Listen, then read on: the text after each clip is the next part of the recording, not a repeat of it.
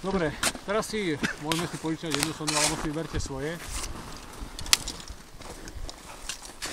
Ak sa cítiš v poriadku, 2 razy potra sondou. 3-krát. Zmena. Počuješ ma? Dobre, dá sa ti dobre dýchať? A neboj, to vydáš. Hej, dobre. Takže každý z vás si teraz skúste jednoduchú vec, asi tu niekde má na chrbát. Keď ťa pichnem, tak povedz, dobre? Au. Tam máš hlavu? Máš nejakú veľkú hlavu, nie? To je chrbát, hej? Každý si skúste, ako to cítiš, hej? Hej, tak Mekučké, také príjemné, no. To sa nemôžete pomeniť, kedykoľvek sa vám to v živote stane, hej? Peruje to. To je krásne mäkké. Treba tú sondu s rozbehom pichať do snehu, keď hľadám toho. Vyskúšajte si to. A keď má zasypaný anorekciu. Často nestane, že je povolený, aby si každý Pichol. A tak v lepších rodinách. Každý to má vyskúšané. Teraz urobíme taký pokus. Dobre moja, už ťa nebudeme pichať.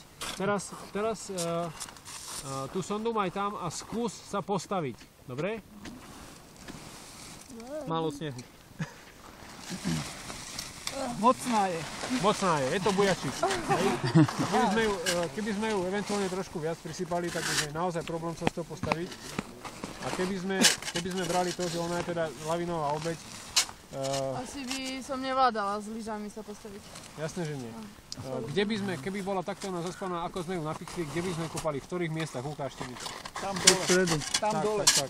Takže tu niekde by sme kopali, ako sme si vraveli, meter až pol pod ňou, aby sme tou našou aktivitou, lopatkou, lyžiarkou... Máš si chvíľu obieť lavinová? Ale dramaticky nevysmia sa! Nesmát sa! Usmievať, že vás zachránili. Tak ťa ešte zakopneme. Takže tu niekde by som začal kopať a snažil by som sa k nim dostať z boku. A keď je také 2 metre, tak asi ďalej, nie? To už potom, keď sa ti to bude zasýpať, tak si zase spravíš nejaký trakík. Je tam potom taký systém, keď kopete viacerí, že je to tzv. Včko alebo VR.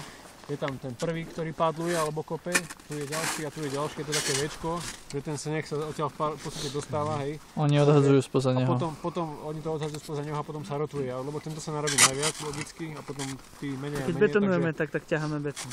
Hej, každý svoje ťaháme. Takže v smere hodinových ručičiek sa potom títo ľudia vymieňajú, hej, tam.